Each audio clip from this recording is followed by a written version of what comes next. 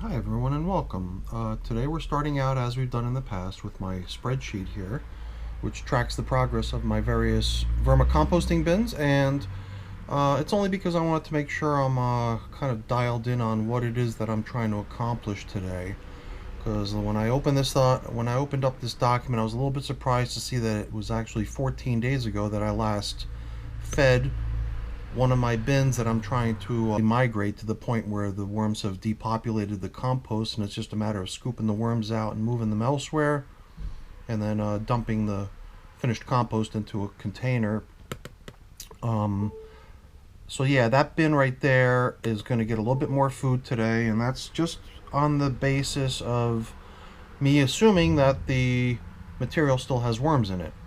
Now, if we take a peek in there and see that the compost has truly been depopulated, then maybe we won't feed. Maybe we'll just sort of set that aside and make a plan to actually harvest that in the next couple days. This is kind of what I do before I go down into my wormery to feed. Just do a quick reality check on where things stand and what's needed, just so I can sort of go down there with a little bit of a plan and not just be spinning my wheels, scratching my head what to do. So let's head downstairs into the wormery and we'll get to work on this.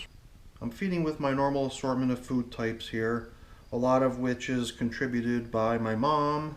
Every time I go to my mom's house, she's almost always bound to hook me up with a pile of potato peelings, which I know certain viewers think that those are a shame to give to the worms because they can be prepared into a nice tasty treat, but regardless, the worms are getting them this time.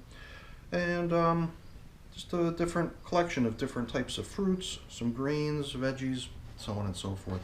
On the table I've also got some of my staple food items, such as used coffee grinds. So why don't we begin with the bin that's not gotten any food now for 14 days. This is the bin that's now approaching its harvesting, and I had two bins managed in very similar ways. The other bin that was managed in a very similar fashion to this one was actually harvested last week at the age of 199 days. And admittedly, that bin was a little bit ahead of the game as far as progress. And that's the reason I made the decision to let this one continue a little bit longer and give the worms a little bit more of a chance to make their way out of the compost and over into this new feeding zone. So now, since this feeding zone's been active for 2 weeks now as is, it's fair to assume that, yeah, that's all there's left of this cardboard. It does seem like as the worms make their way out of the finished compost into the new feeding zone, and they make their way through the little tiny holes I made in the cardboard divider, they also proceed to take a nibble out of the cardboard and end up pretty much chewing it away. So like I do usually, you'll see me do this in most cases like this, is I'm prepared to place a new divider in here if we need it. But the first thing we wanted to do, if you remember, was to examine how this material is progressing in terms of depopulation. So the idea here was to inspect the compost, and if it looks like the compost is pretty much worm-free at this point, then we can safely proceed to harvesting the bin. But it's certainly not the case here, as I can see already. Anywhere I look, I'm finding worms. So there must be a fair amount of residual food remaining in this bin that the worms are quite content to hang out in. So they're not really making their way into that new feeding zone quite yet. And that's perfectly normal. It does take time for the material to really get to that completely broken down stage where the worms really just don't find any food in it anymore. So what I'm doing now is what I normally do is I just try to create sort of a clear division between what I'm considering to be the finished compost and what I consider to be the horizontal migration feeding zone. And I'm trying to make a space for that little divider cardboard so we can reestablish the feeding zone. A lot of times I'll wait to do this and completely clear out that feeding zone and move whatever worms have made their way into it out. But I think all I'm going to do at this stage is add food. I'm just going to go ahead and replenish the food supply in that feeding zone. And another thing I want to do is just sort of jostle the material throughout the bin around a little bit just to aerate it. Just make sure there's a steady flow of air down into the material throughout the bin so that none of it really starts to sort of become, you know, like a muddy block or brick. I'm also curious to see how many worms have made their way into this new feeding zone, because on the other bin that we actually harvested last time we did this, it did appear as if the majority of the worms had made their way out of the finished compost and into this new feeding zone. And all we did was we scooped out this entire feeding zone and placed all the worms into a fresh bin that we started last time. So here we're seeing a fair number of worms who have made their way over into the food supply that had been placed in here to attract them. And it also seems like the majority of the material that they're in has been depleted of food. I'm seeing some of the bedding material that I placed in here, which usually takes a little bit longer to break down, but the worms will treat that as food as well, so they won't leave right away, which kind of keeps them there. So this is just telling me that as far as bedding is concerned, I'm probably still okay with what's in here. If I just kind of spread it around and level it off, I should be able to replenish the food supply in here and make use of this existing bedding without needing to really add too much more. So I'm going to do just that. I'm going to maybe spread this out just a little bit more.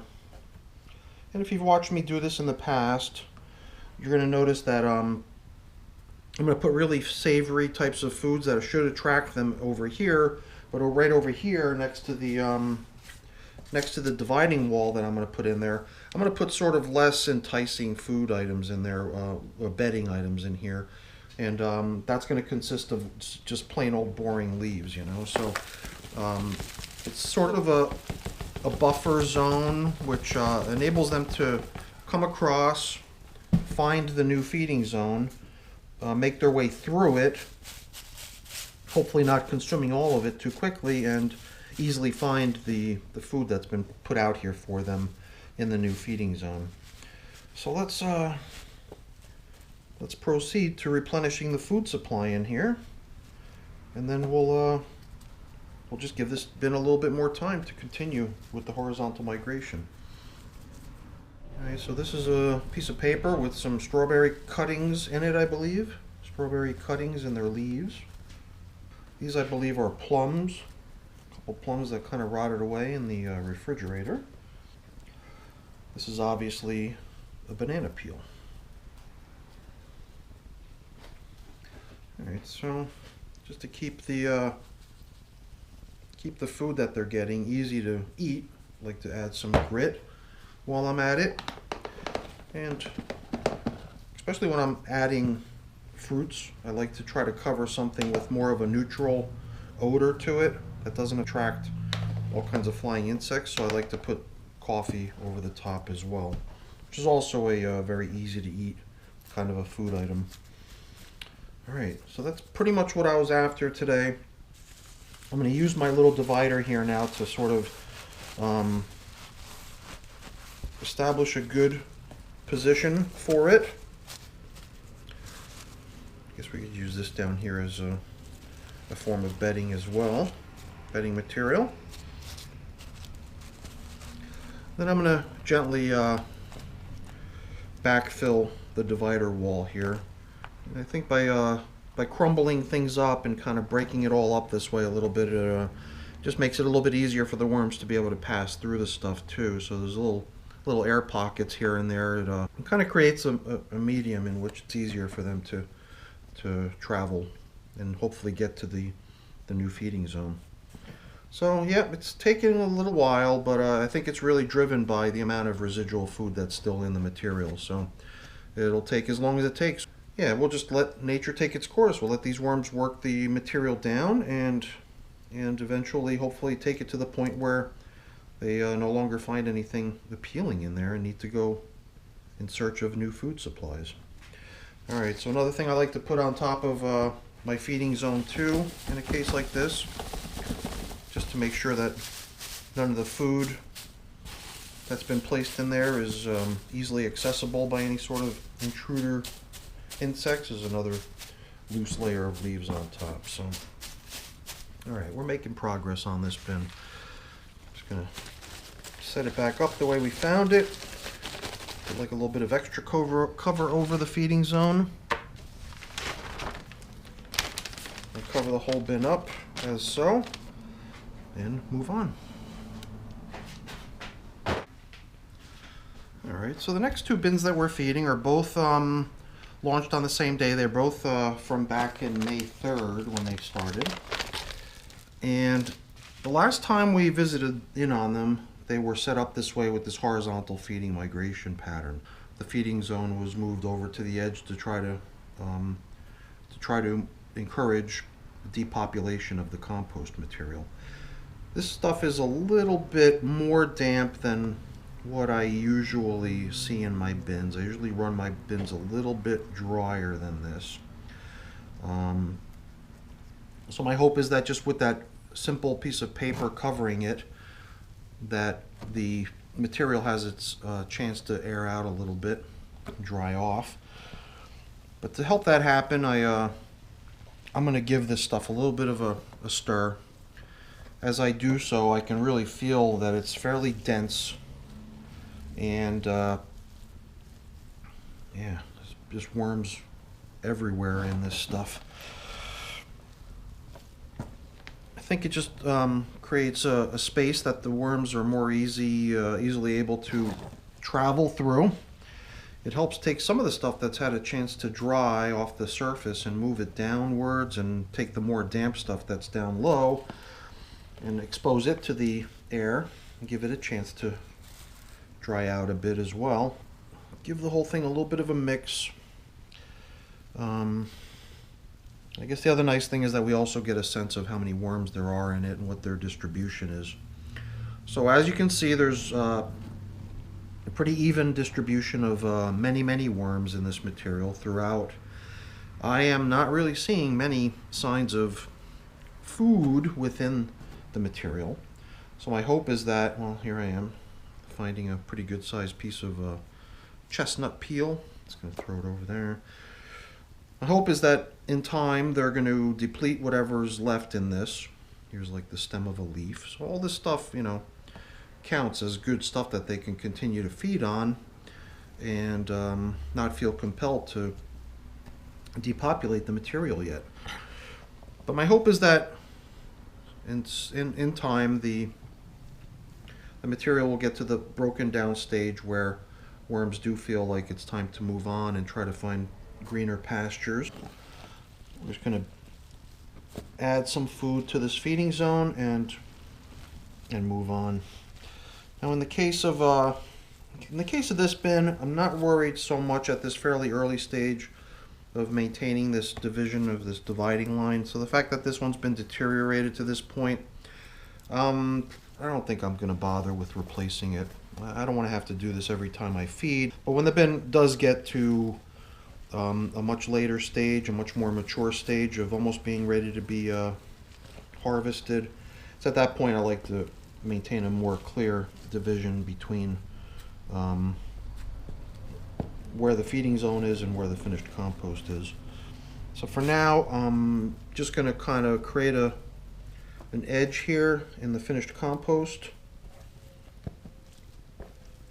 and we're just going to build up the feeding zone up against that and not worry so much about restoring or replacing this this dividing wall in this case.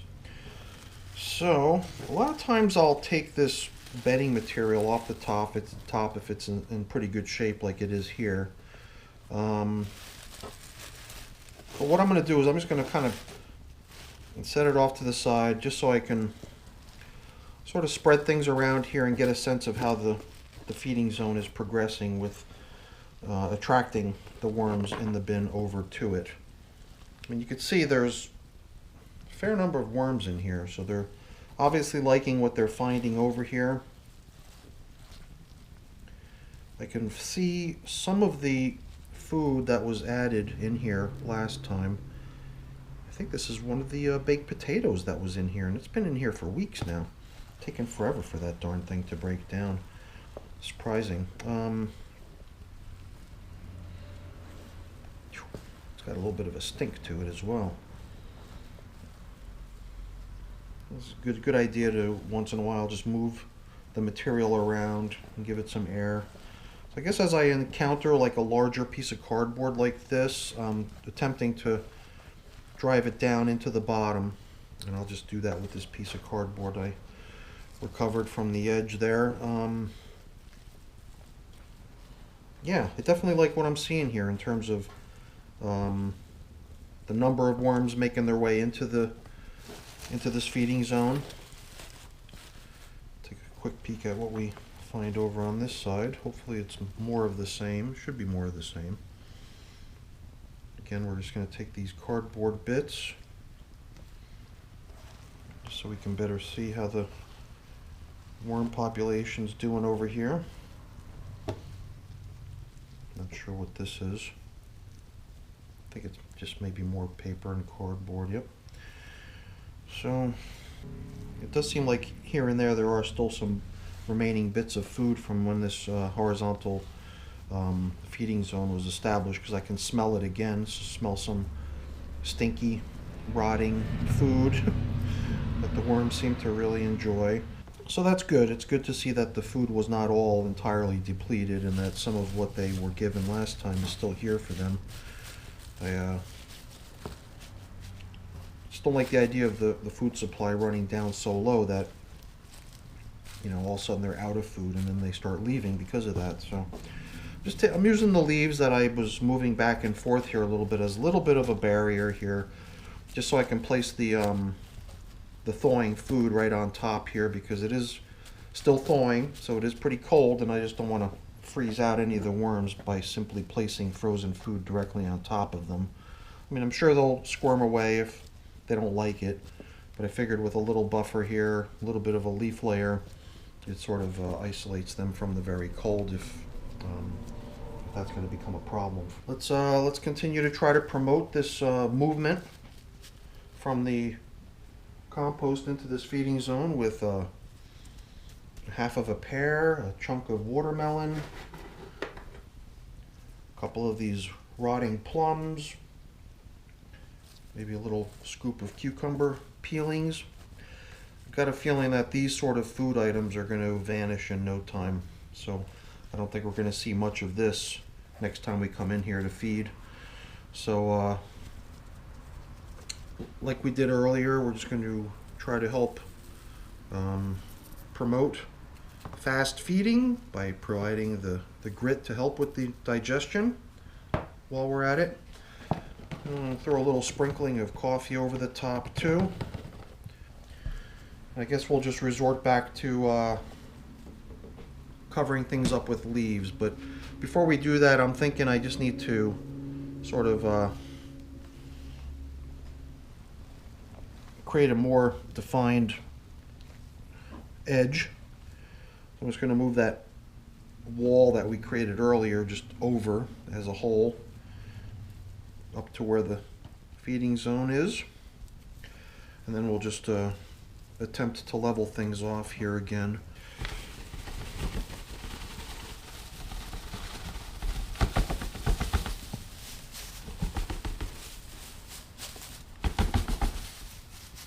You have to be patient. You have to give the worms time to do what they're doing.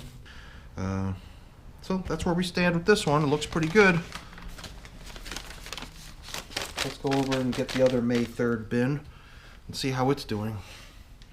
Alright, so this is the worm bin that we just got finished working on, and then I thought I was filming, and I'm usually pretty good handling my camera equipment, but I kind of screwed up on this go around. So when I got around to doing this bin over here, I completely missed it. It basically got the same exact treatment as this. We took all the bedding materials that were within the feeding zone and moved them down low. We added the same exact food types. So this bin over here is done as well. Both of the May 3rd bins are fed now, replenishing the food in their horizontal migration zones, and at the same time recognizing that both of those horizontal feeding migration zones in both of those bins are pretty heavily populated at this point, and it might be a good idea at some point soon to do the same as we were doing with these other two bins that are further along, which is to actually remove the worms that are in the feeding zones, use those worms to launch off new bins, and then rebuild those feeding zones from scratch to encourage more worms to start moving in there. So let's just go ahead and proceed down to my little pot bins. With those, I believe it's been about 8 days now since they received food last.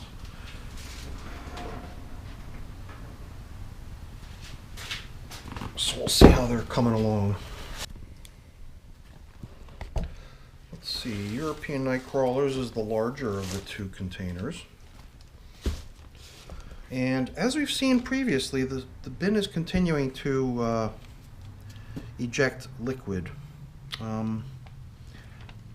don't know if it's just the nature of these types of worms to be more, I guess, more prone to ejecting fluid as part of their digestion system. With the red wigglers, I don't recall ever seeing much of that. So this might just be attestable to the slightly different type of worm that's occupying this bin. So here I don't know quite what to expect. This is a pretty heavily populated little container. There should be about 500 worms occupying this space, but I'm not sure what to expect. So yeah, I did feed this bin pretty generously last go around, and if you take a look down in there, you can see some remnants of the food they got last time, which was melon, which you would normally think melon would get burnt up 1, 2, 3, but this melon's even still got some of the fleshy fruit material on it. So I believe that tells me that it's not really necessary at this point to give this bin any more food. But I'd still like to just take a peek around here and there, poke around down low, and see how the worms themselves are looking. I'm used to red wigglers, so these nightcrawlers are a bit larger, I think. Although I thought European nightcrawlers were just an offshoot of the red wiggler. But I'm no biologist, I don't know for sure. But I think what I know for sure is that this bin does not need more food right now. So even though it's been like 8 days or whatever since this bin was last fed, maybe only 6, I don't remember. I was just looking at the spreadsheet and I don't remember, but it doesn't matter. I think the point here is that it's adequately fed for the time being, so we're going to leave it be as is and return it to the shelf. But we'll also, at the same time, not assume that the African nightcrawlers are in the same state, so we'll give them a quick peek too, just to make sure that, if they do need food, we give them what they need. Since this bin is occupied by whatever might have emerged from only 100 cocoons, as opposed to the European nightcrawler bin, which was populated by whatever emerged from 500 cocoons, I would have to assume that we're going to have a similar sort of status here, and I believe that that's what we're encountering here already is, a piece of cantaloupe melon right there with some fleshy fruit on it still. Here's another one, still some soft fleshy fruit on the skin of the melon. So yeah, I think the nightcrawlers are still doing okay with their last feeding, so we're not going to have to worry about giving these little guys food. But let's just take a look at how the worms themselves are looking, if we can get a glimpse of some of them in here. See them cruising around here and there as I jostle the material around that they're in. So things look pretty good in here. I don't smell anything funky. I didn't put potato in here, so maybe it was the potato that was causing that odd odor in the other bins that we just looked at. So yeah, these are just fine as is. But it still seemed sensible to take a peek at, you know, how things are progressing, just in case anything was required. So let's put these back on the shelf. All right, well, got a little bit of a mess here to clean up. And maybe that's just because they were given melon. Maybe that's the reason there's liquid here, but I always seem to find this kind of a messy residual dripping fest over here every time I feed the nightcrawlers. So hopefully it's something that eventually stops, or maybe I can just get them into bins without holes on the bottom at some point soon. So, all right, everyone, that's it for today. That last bin that you see down there, I believe, is new enough that we don't have to worry about feeding it yet. It was set up with a fair amount of food, and it's a brand new bin. So we're going to kind of let that one ride a little bit before we add food to it. So I'm not going to worry about that one right now. So that's it for today. I'm left with a little bit of extra food that I'll just have to put back in the freezer, I suppose. But other than that, there's a little bit more cleaning to do around here before I call it a day, but I won't keep you around for that. That's boring. I'll just say goodbye for now, and thank you for watching. Hopefully you enjoyed the video. If you did, always remember to give me a thumbs up. I really appreciate that. And also consider becoming a subscriber to the channel. That's always really appreciated as well. All right, everyone. Thanks for watching. Have a great day. Bye now.